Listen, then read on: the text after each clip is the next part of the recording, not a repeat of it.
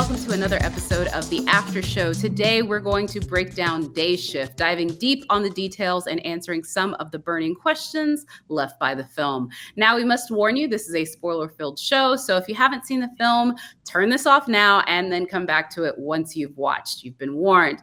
And all they are is murderers. It's not Eclipse, New Moon, Breaking Dawn Part 1. It ain't like that, all right?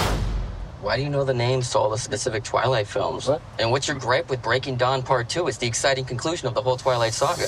Alongside me today, I have somebody who I always like talking movies with, especially movies like this, I will say, Mr. Jay Washington, actor and comedian. Sir, welcome back to the Aftershow. I'm glad to be back. It's been a minute, I'm glad to be back here with you, and we get to talk about this movie, because it's a movie. It's a movie. Are you ready for this? Let's go. Here we go. It's a movie.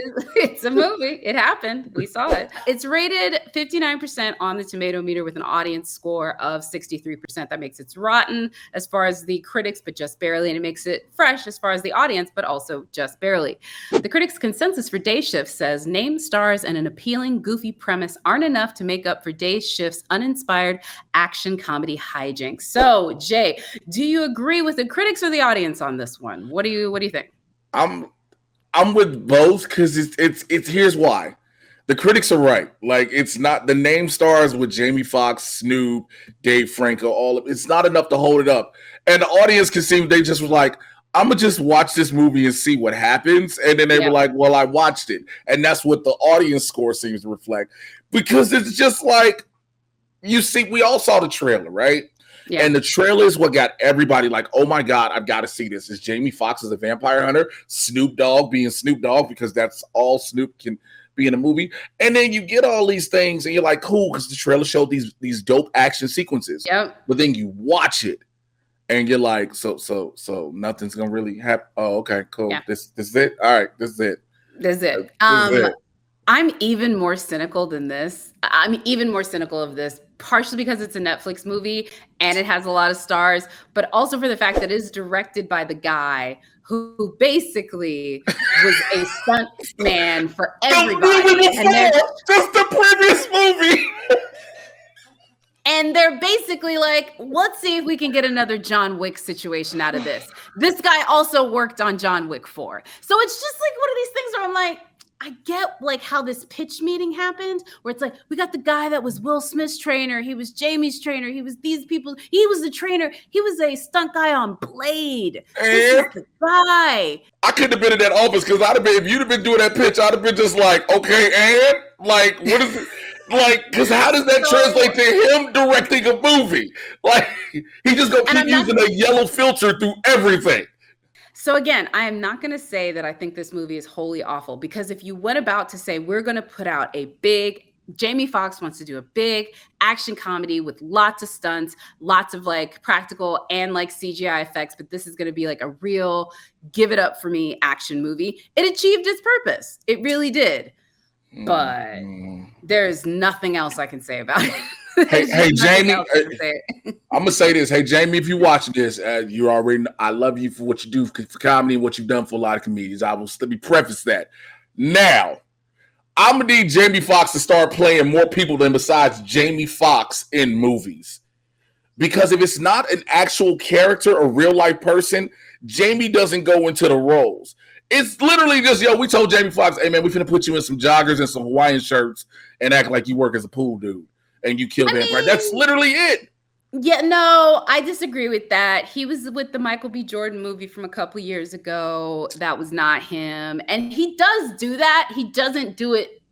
I feel like it's not fruitful for him. And so that's why he ends up going back to these roles. Because like after Ray, I think that experience, he wants to get back there. He's an Oscar-winning actor. And I think that this is him saying like, look, this is not maybe happening right now. Let me just have some fun. He was, look, okay, I hear you with that with the Michael B. Jordan movie, but when he played Django, it was Jamie Foxx as a slave. He was too cool for school as a slave.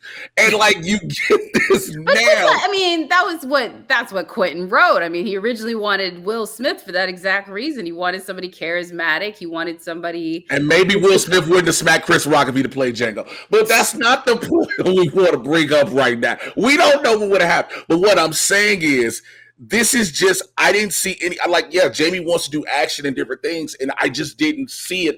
I felt more of the comedic element all through this than anything else. Like, the action sequence is the best. No, that dude, you can tell, has been working out for this. Oh, no, I ain't gonna say he ain't been working out. I ain't never gonna say Jamie ain't been working out. Like, I ain't saying Jamie ain't working out. Look, the best action sequence to me out the entire scene, out the entire film, is the scene. Hold on, before we get into the action sequence, let's go ahead and just start with the premise itself. Let's do that. Just why don't you go ahead and just level set us on the premise, and then also whether or not you think it really works. Because look, I'll actually level set us on it, and I can tell you if it really works. So this is the idea of Jamie Foxx's character was part of the bounty hunters of vampires in Los Angeles. Mm-hmm. So he's a part of that crew, and he's been banished because basically he was wilding out back at a time when he shouldn't have been wilding out. But he needs to get $10K to keep his daughter, who he has with Megan Good, in town. So he's like, I got you a day shift. And Snoop Dogg is the brother that gets him hooked up. That right there is when I'm like, this is also why I'm like, they're just having fun. Snoop and Jamie were like, you want to do a movie? Guys, let's do a movie. That's all this was. Wait, so Jacqueline, it was $10K. It was $10K. Like, he could just, the problem was, put your daughter in public school. I gotta get to the other lead character. There is another person in this movie. I know we've only talked about Jamie Foxx, but so he gets partnered up with Dave Franco, who plays his partner on their sort of endeavors to go, his first day on the day shift. And Dave Franco's character was actually a pencil pusher, sort of an office version of the bounty. And he's getting out in the field, setting up our odd couple premise of the very by the books, Dave Franco, and the I'm wilding out everywhere, Jamie Foxx. All right, now you can wild out on the premise. Okay. He needed $10K to keep his daughter from moving. Put that little child in a public school and call it a day. You are in the valley. There's a public school down the street from my house. They were in the same neighborhood I'm in. Also, I can see what Dave Franco's character, okay, I want to be a head pencil pusher. That was kind of wild. That was his whole goals and aspirations. He wanted Carol's desk. He didn't want to do nothing else but have Carol's desk. And Snoop is a black cowboy who, by the way, nobody told him it was going to be 93 degrees every day you shoot, because Snoop had on all the layers, okay? Yeah. How many layers of clothing do you need to put on while you smoking all the weed? You got Dave Franco's character who's like supposed to be hall monitoring Jamie Foxx every single thing he does. Every little violation he does. Jamie Foxx is like, hey, I'm just gonna kill everybody so I can make this money, and I'm gonna pull out their teeth because there's a pawn shop that just buy vampire teeth. I was like, wait, what? Do you understand when you talk about the pitch of certain movies in this one?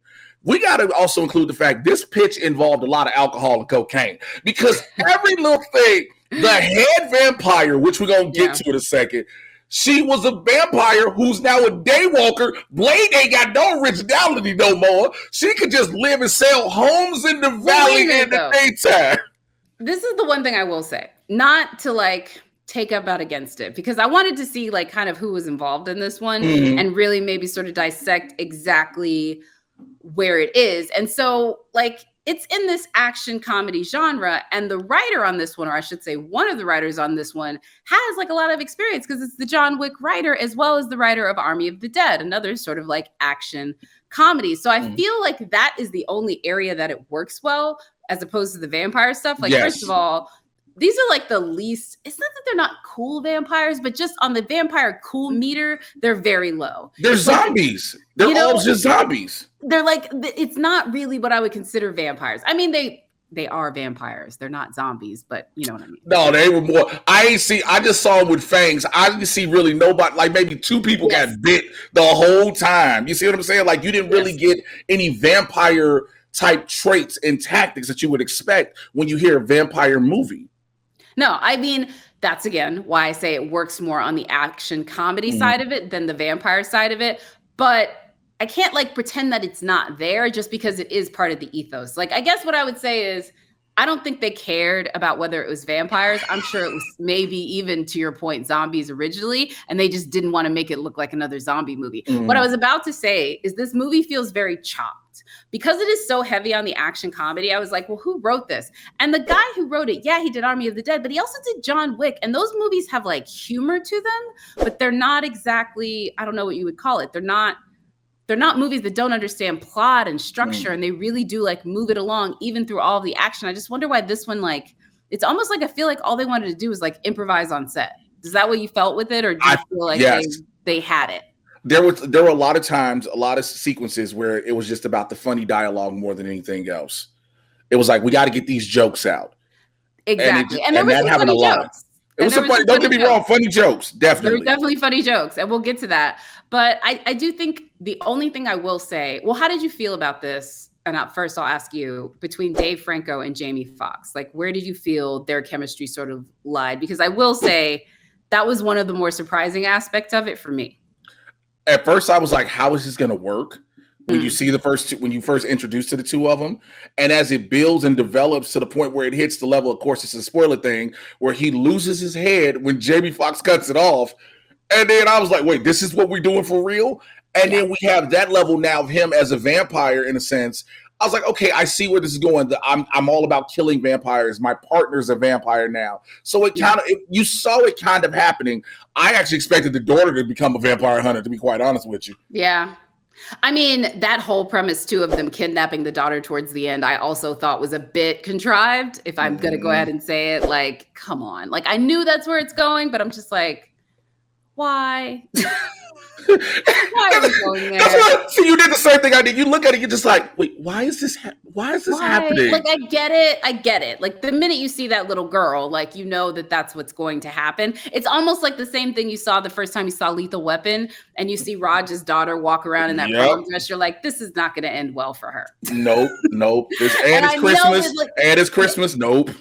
Exactly. So like, I get that, but it felt so contrived on it. But I will say, what I was going to say is Dave and Jamie did have genuine chemistry together. And obviously I think both of them were involved in the production of this one. So I think that also has something to do with it. Again, when people want to get together in Hollywood, especially more recently under the Netflix umbrella, they can do that. Like, they can get together to have these. I wouldn't even call them necessarily vanity projects as much as these are not necessarily things that outside of that structure, I think, would have gotten greenlit.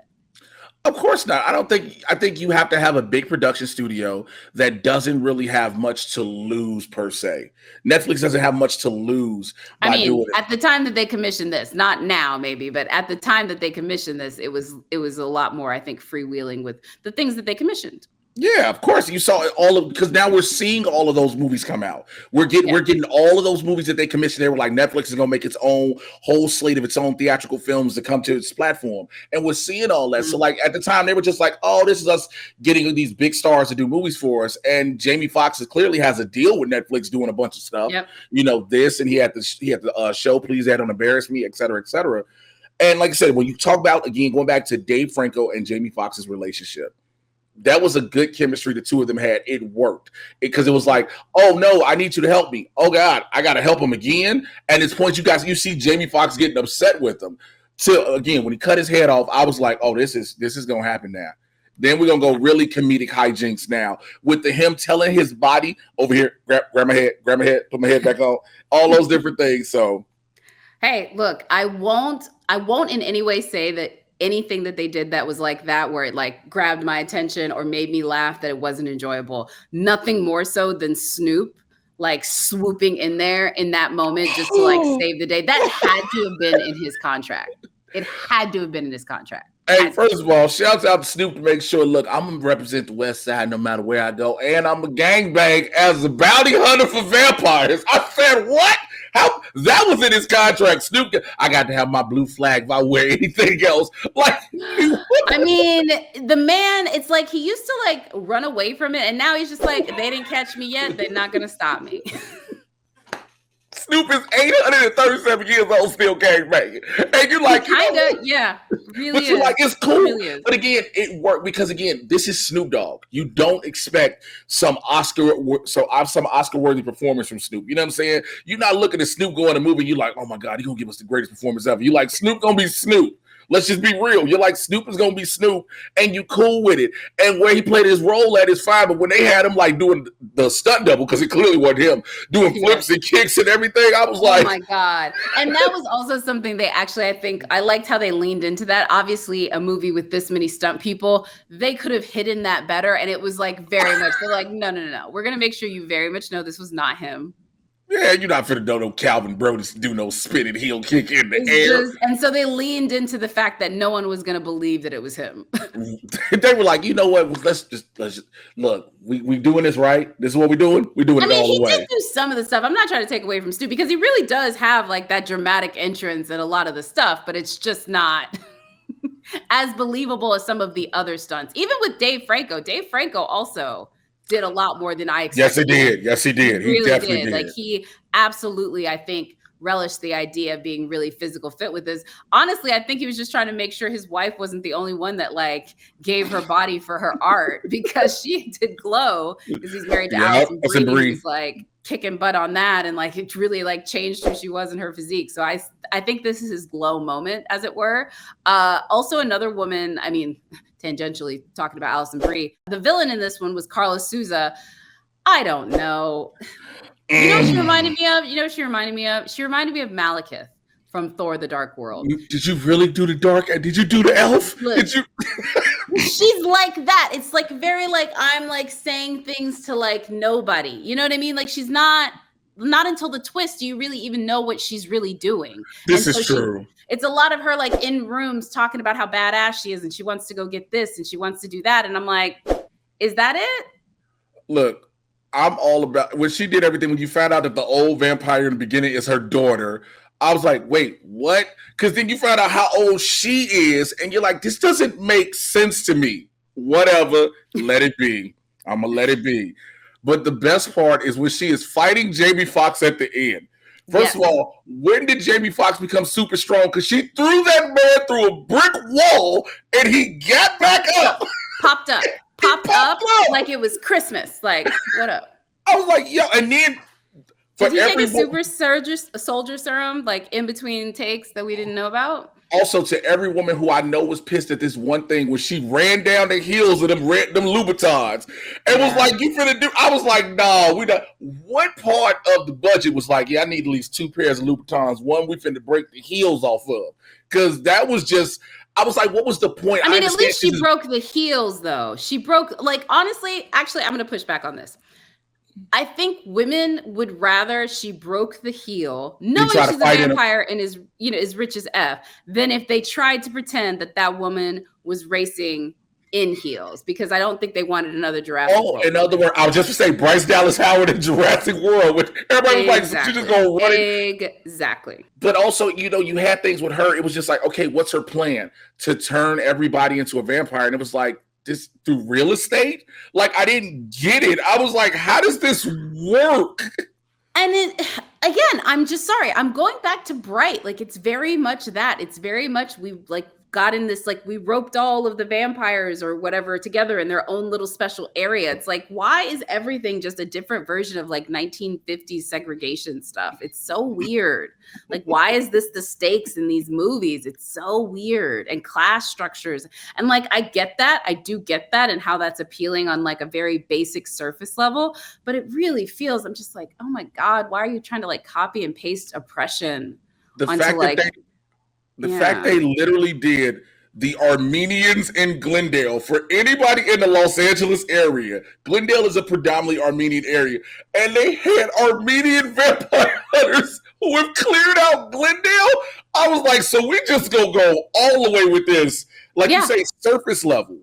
Just and it's not even saying that it doesn't add authenticity. It just feels like you're just like, let me just like do a sampling of these people's little weirdness to like fill out the richness of this very shallow story. It just, I'm not about it as much. The one thing I will say, I like watching the vampires die. Dug that. Liked the whole tooth extraction aspect of it. There's something to be said for how much you've seen vampires brutalize humans to see humans brutalize vampires. I do think there is something to that conceit. And that, I will say, is a very entertaining aspect of this premise. And so I enjoyed it. What did you feel about the vampires biting the dust? Why is it as soon as you become a vampire, you are an expert in every level of martial arts? I do not understand this. As soon as you get bitten, now you can fight on a whole nother level. No one ever talks about this. You were a high school dude, a regular dude as a pool boy. You was a regular woman just going shopping. And now you got bitten and become a member of the undead, and your martial arts acumen shoots through the roof. You know what I'm saying? That was the thing I didn't understand. I never understand that with any of these movies, but the way they brutalize these, again, the Nazarian brothers, when that scene, when they go through the house, and I was like, oh my God, you got axes and the way they flick, I need a bullet, toss me a bullet. And that was a beautiful action sequence to me. Now, like I said, the action scenes were dope. He throws the bullet in the air, catches it in the pistol, cocks it, then shoots. I was like, okay, all right.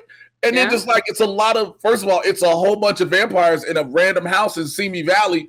I digress again. Just, Because like they're doing like the Valley. Like this is the other thing. Like most people talk about the Valley and they basically mean like Studio City or like North Hollywood. Like we're making this very granular, but I do really have to explain this to people. That's what this movie is. Like this movie is basically telling jokes for like 50 people in LA.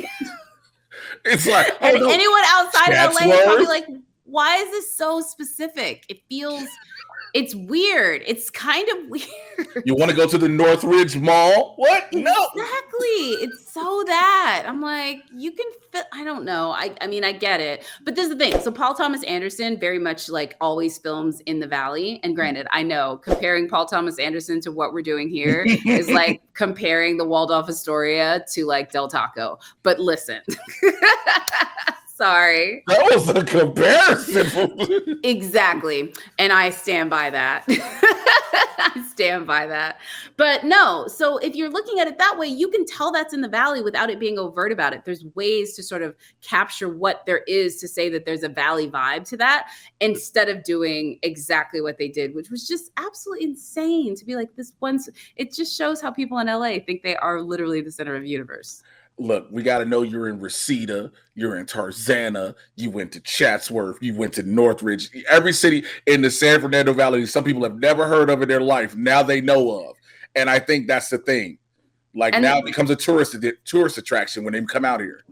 I mean, again, I'm not going to like pretend to say that there aren't cool things about living in LA, but a movie like this, which doesn't even like say like we're going to do one part of LA like Encino Man, or we're going to try and give you the vibe of something like Valley Girl. This one that just takes a smattering of just random desperate things with the idea of throwing them together, making it feel like something is just, I don't know, not something is as much fun to watch as it is to pitch. Because I say again, this movie had a great pitch meeting. Just looking at the names involved, these are people who like make movies happen, and they all got together and said, we're going to make this. This was a pitch meeting. This was a pitch meeting at a party. This wasn't in a boardroom. This was a pitch meeting at a party. It was like, yo, I got all the drinks. I got the food truck coming through. I got my DJ in the back. Yo, just meet me at the barbecue. We finna talk on the patio. Yo, bring out, set the printer up with the contracts. That's literally how this meeting for this movie came out.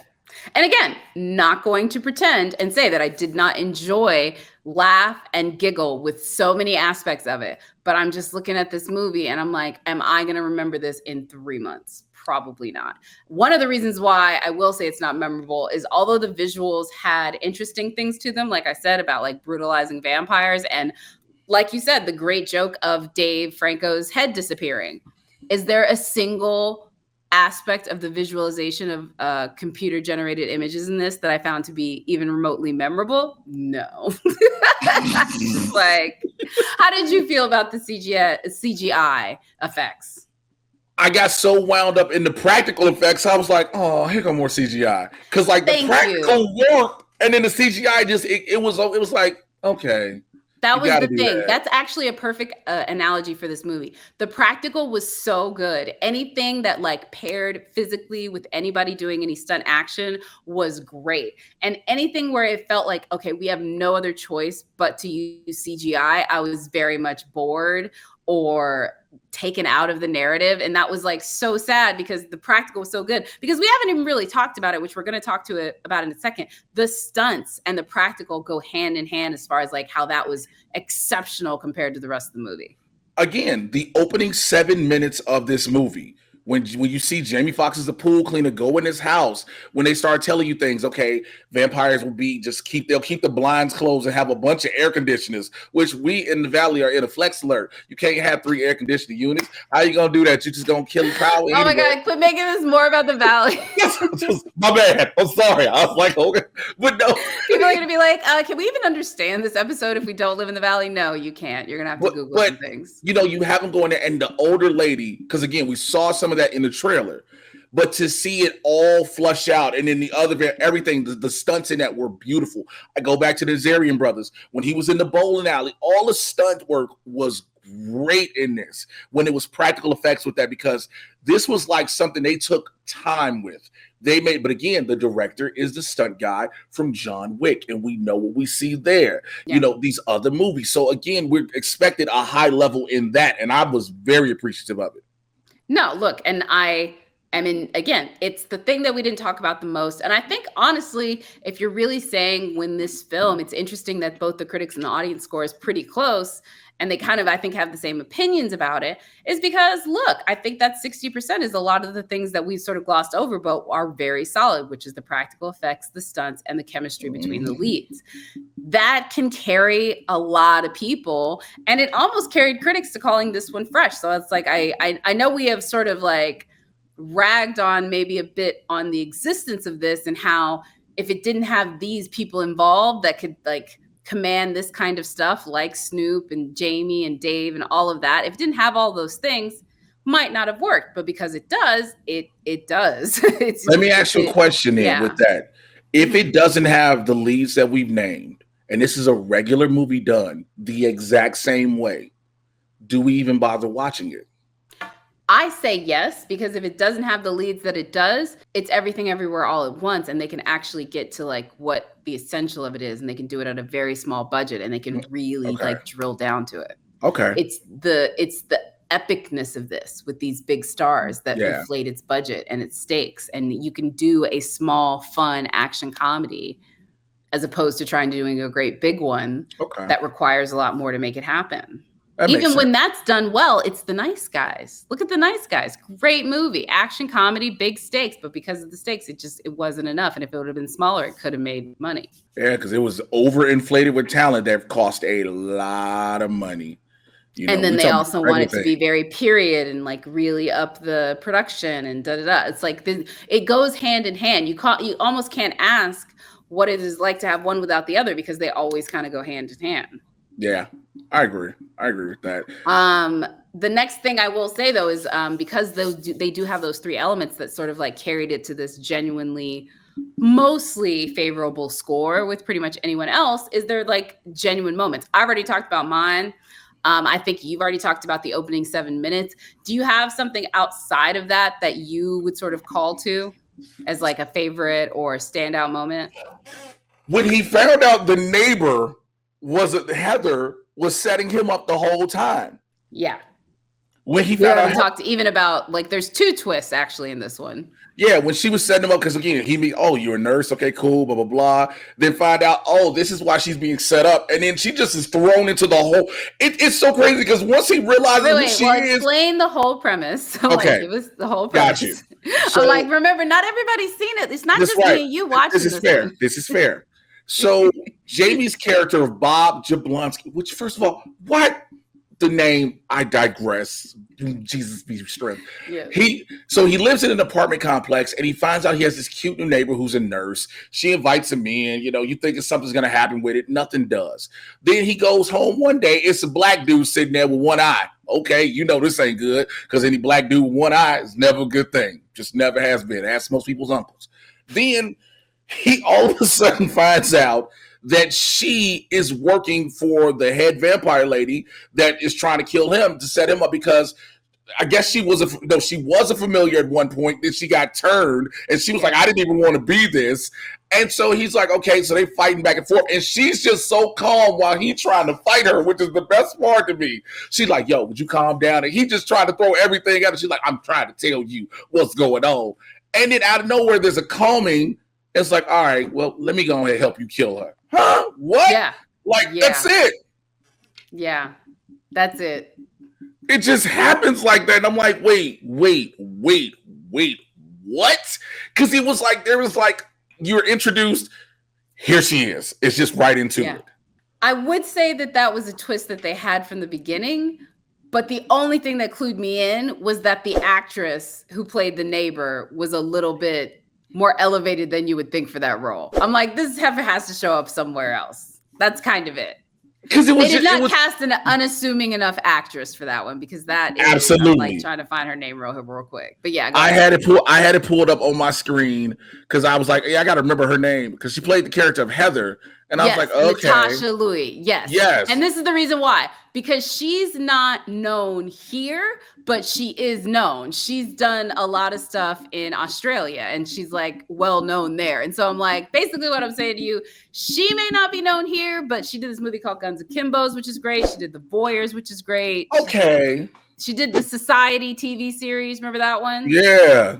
She did the Daniel Radcliffe Guns Tied to My Hands movie. Yes, she did. Guns Akimbo. She also did The Greatest Showman. So like, she's not, this ain't her first rodeo. But like you said, if she was someone that didn't have it's not even her background, her credits, if her look wasn't just popping off the screen, you would have just thought, all right, this is just a random neighbor he meets. You wouldn't have thought anything of it. But you see her and you're like, wait, something's gonna happen with that. Yeah, something's gonna be a part of that with her. And also, one more thing, we forgot to talk about the chase, Jacqueline. The chase where he has his daughter. Okay, so after the main vampire lady figures out who she is, she tells who Jamie Foxx is. She tells him she gonna take his family, right? Plain and simple. So Jamie goes to pick up his daughter Paige, and when he picks her up, he tells her to get in the truck, puts her in the tightest of harnesses, tell her, play your tablet, put on your headphones, daddy's going to do his wild driving. What? This child has been involved in several car chases? And honestly, you wonder why the woman don't want to be with him.